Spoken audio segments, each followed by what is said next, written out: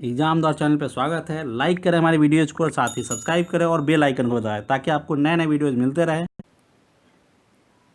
Hello friends, exam द्वार channel में आप सभी का स्वागत है।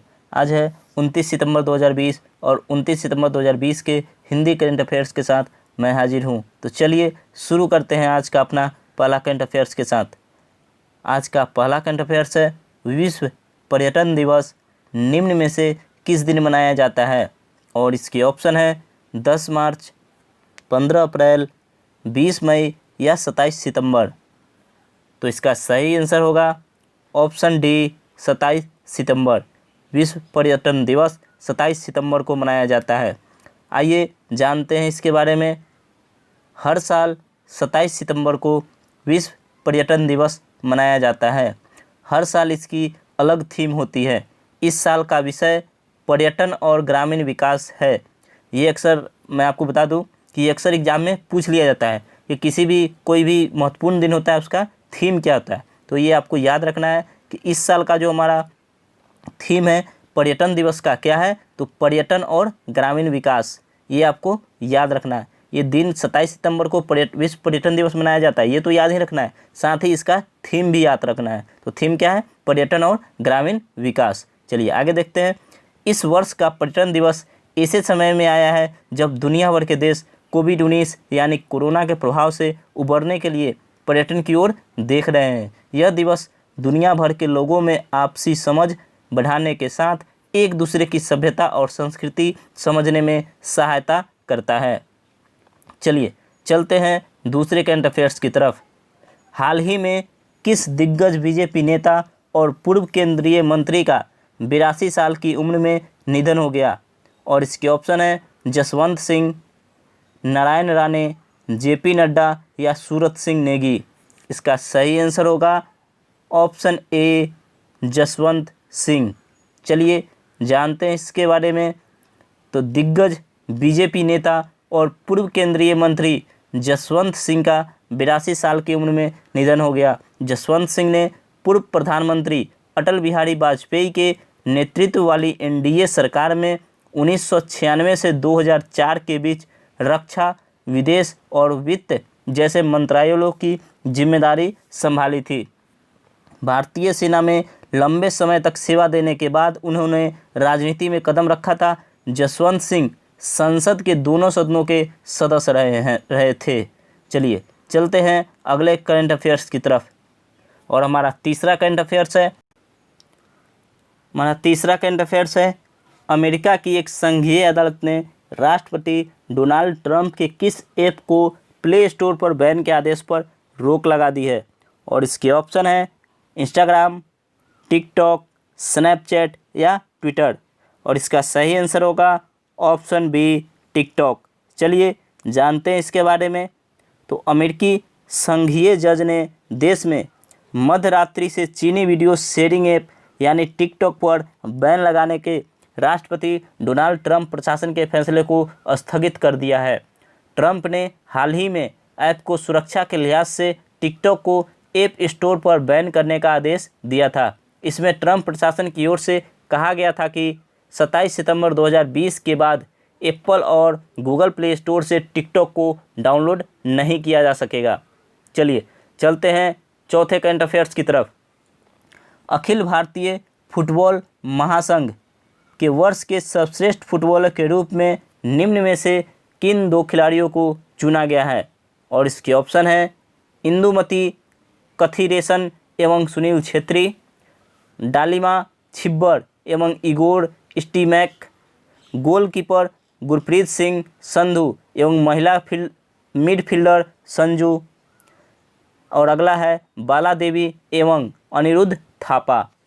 और इसका सही आंसर होगा option C, goalkeeper Gurpreet Singh Sandhu एवं महिला मिडफील्डर संजू को चुना गया है।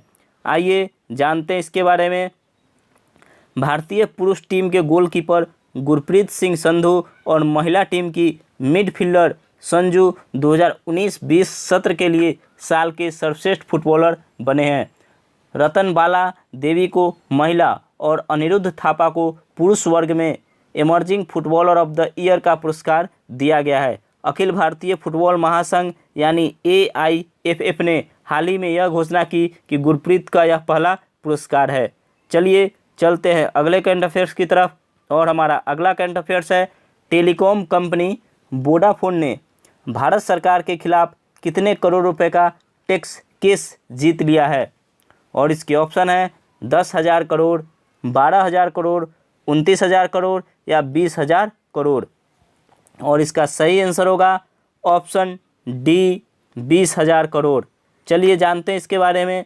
तो टेलीकॉम कंपनी वोडाफोन ने भारत सरकार के खिलाफ 20,000 करोड़ रुपए का टैक्स केस जीत लिया है। सरकार ने फैसले की जानकारी मिलने के बाद कहा कि वह मध्यस्थता अदालत के फैसले का अध्ययन करेगी और उसके बाद ही आगे की कार्रवाई के बारे में कोई निर्णय लेगी।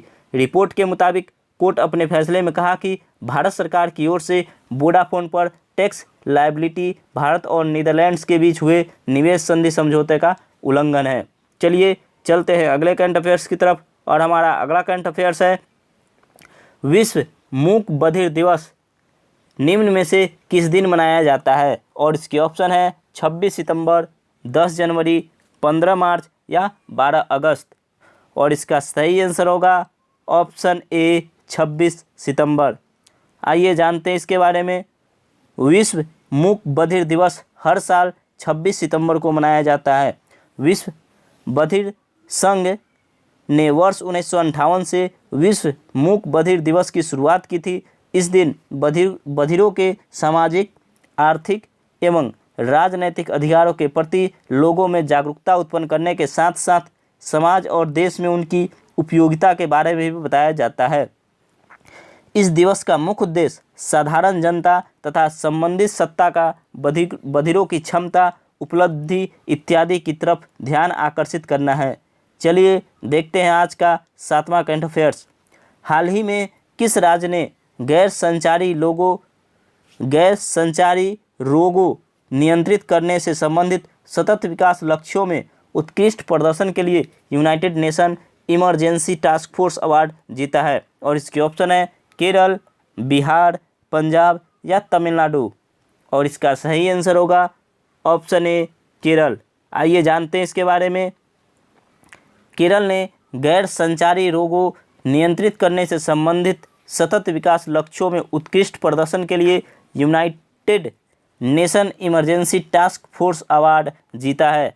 इस पुरस्कार ने गैर संचारी रोगों और मानसिक स्वास्थ्य की रोकथाम और नियंत्रण में 2019 के दौरान राज्य की उपलब्धियों को सम्मानित किया। सार्वजनिक स्वास्थ्य केंद्रों से अस्पतालों तक जीवन शैली की बीमारियों के इलाज के लिए राज्य में सभी स्तरों पर सुविधाएं हैं। चलिए देखते हैं आज का 8वां करंट अफेयर्स। हाल ही में किस पूर्व भारतीय क्रिकेटर को उनके लंबे अनुभवों के कारण BCCI ने सीनियर महिला चयन समिति का अध्यक्ष नियुक्त किया है।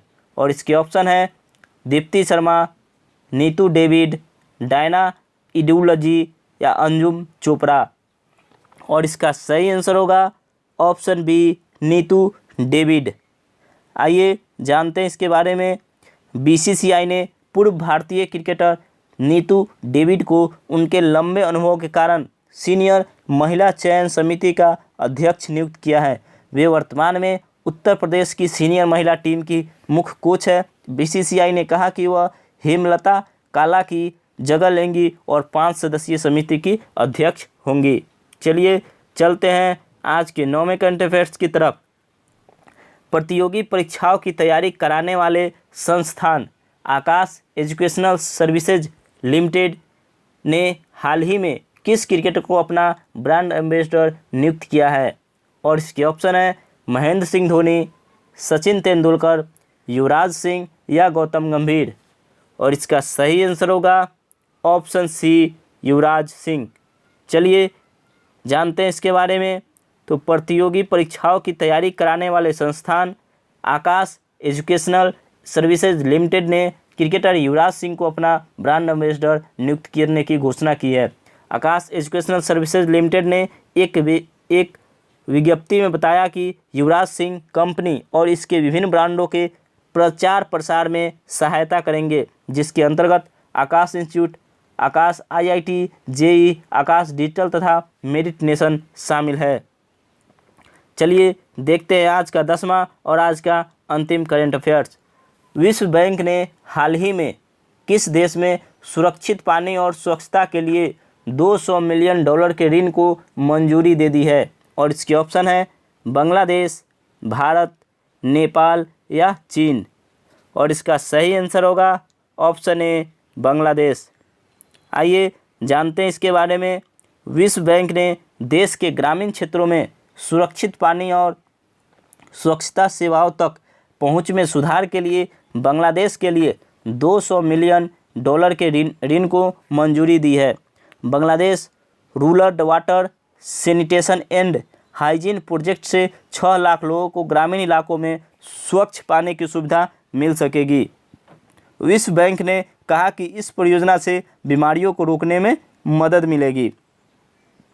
इसी 10वें और अंतिम करंट अफेयर्स के साथ हमारा आज का सेशन समाप्त होता है। अगर आप चैनल पर नए हैं तो वीडियो को लाइक और शेयर कर दें, साथ ही चैनल को सब्सक्राइब कर ले और सब्सक्राइब के बगल में एक बेल आइकन है उसे भी दबा ले, जिससे हर वीडियो का नोटिफिकेशन आपको मिलता रहे। एग्जाम द्वार चैनल पे आपको मैथ, जीके और रीजनिंग के वीडियो मिलेंगे। सभी का लिंक इस वीडियो के डिस्क्रिप्शन बॉक्स में दिया गया है, वहां से आप सभी वीडियो देख सकते हैं। आप हमसे व्हाट्सएप ग्रुप के माध्यम से जुड़ सकते हैं, वहां आपको सभी गवर्नमेंट जॉब की जानकारी दी जाती है उस ग्रुप में।